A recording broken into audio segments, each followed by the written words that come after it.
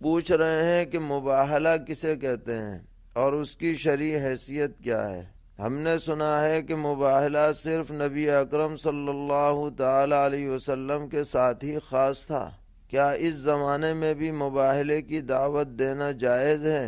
اس کی وضاحت مطلوب ہے۔ تو جواباً عرض ہے کہ مباہلے کے معنی آتے ہیں اللہ تبارک و تعالی سے پوری توجہ کے ساتھ گڑ گڑا کر اس بات کی دعا کرنا کہ دو فریق میں جو جھوٹا ہے اس پر اللہ کی لعنت ہو۔ بس مباہلے کا مفہوم صرف اس قدر ہے۔ اور علماء لکھتے ہیں کہ مباہلہ صرف ایسے موضوع پر کیا جائے گا کہ جس کی سچائی پر یقین کامل ہو، لہذا کوئی اختلافی مسئلہ فروعی جس میں دونوں پہلو نکل سکتے ہوں اس پر مباہلہ نہیں ہوگا۔ مثلا حنفی شافعی آپس میں مباہلہ کرنے لگ جائیں، یا کسی آیت کی تفسیر کے اندر مباہلہ شروع ہو جائے، کوئی ایک تفسیر کو صحیح کہے کوئی دوسری کو صحیح کہے۔ مباہلہ جب بھی ہوگا تو قطعی باتوں پر ہوگا۔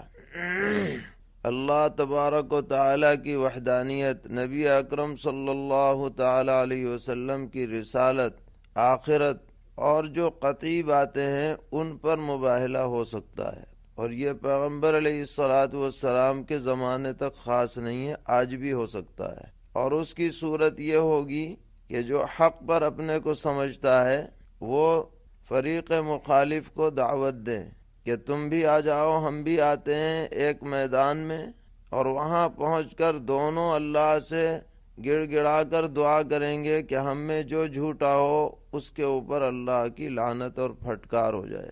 بس یہ دعا کر کے وہاں سے واپس آ جانا ہے۔ یہ لازم نہیں ہے کہ جس پر ہم نے بد دعا کی ہے یا ان دونوں میں سے کوئی ایک فوری طور پر عذاب میں مبتلا ہو جائے، ایسی کوئی لازم اور ضروری بات نہیں ہے۔ ہو سکتا ہے کہ ہو جائے، اور ہو سکتا ہے کہ اللہ تعالیٰ ڈھیل دے دیں، بعد میں اس پر عذاب آئے۔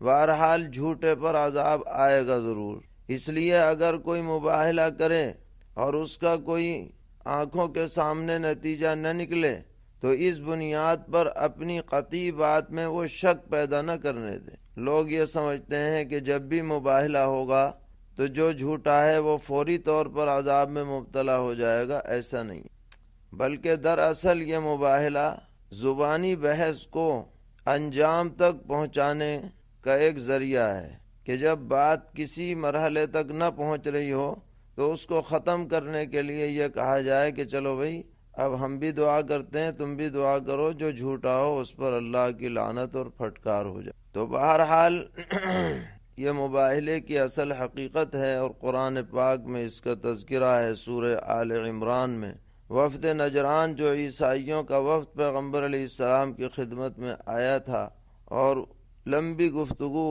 ان لوگوں سے ہوتی رہی، تو آخر میں پیغمبر علیہ السلام کو اللہ تعالیٰ نے حکم دیا کہ آپ ان کو یہ کہیں کہ تم بھی اپنے گھر والوں کو لے آؤ، میں بھی لے آتا ہوں، اور پھر ہم اللہ سے دعا کریں گے کہ کاذبین پر لعنت۔ جب یہ آیت نازل ہوئی اور وفد نجران کو یہ پتہ چلا تو ان کے جو علماء تھے عیسائی، انہوں نے کہا کہ دیکھو یہ سچے پیغمبر ہیں، اگر تم نے ان کی بات مان لی اور مباہلہ کر لیا تو تم میں سے کوئی یہاں سے زندہ سلامت بچ کے نہیں جائے گا۔ اور خود نبی اکرم علیہ السلام نے بھی یہ فرمایا کہ اگر یہ مان لیتے اور جھوٹے پر لعنت کر دیتے تو کوئی سلامت نہ رہتا، اس لیے انہوں نے پھر مباہلے کو قبول نہیں کیا اور جزیہ دینے کے اوپر تیار ہو۔ لیکن ہر جگہ پر یہی بات پیش آ جائے کہ فوراً عذاب نازل ہو، اس کی کوئی گارنٹی نہیں ہے۔ اس لیے سوچ سمجھ کر کے